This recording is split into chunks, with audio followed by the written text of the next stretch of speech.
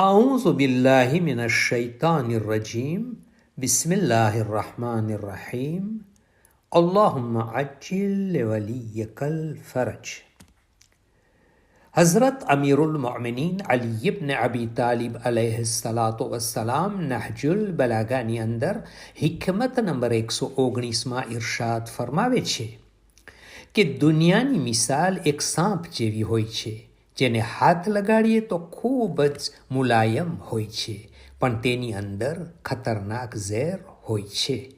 ધોકો ખાધેલા જાહિલ લોકો તેની તરફ આગળ વધે છે અને સમજદાર ઇન્સાન તેનાથી બચીને રહે છે. સમજદાર લોકોનું કામ છે કે આગળ શું થવાનું છે તેના વિશે વિચાર કરે. ખાલી ઉપરની વસ્તુ જોઈને ધોકો નથી ખાતો. જેમ સાપ ઉપરથી તો ખૂબસૂરત અને નરમ હોય છે, પરંતુ તેની અંદર એક ખતરનાક ઝેર હોય છે.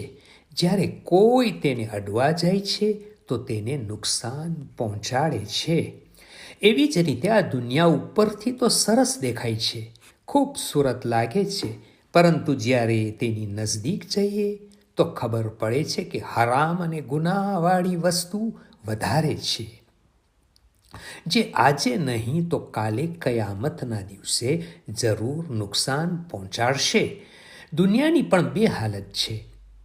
એક જાહિર એટલે કે ઉપરથી અલગ દેખાય છે, અને બીજું બાતિન એટલે કે અંદરથી કંઈક અલગ હોય છે.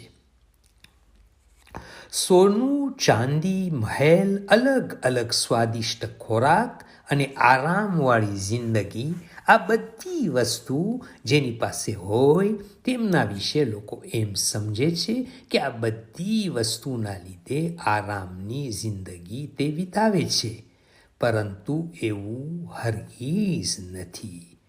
અલ્લાહુમ્મા સલ્લી અલા મુહમ્મદિન વ આલિ Muhammad وعجل فرجهم from Fountain of Ahlul Bayt alayhimus salam.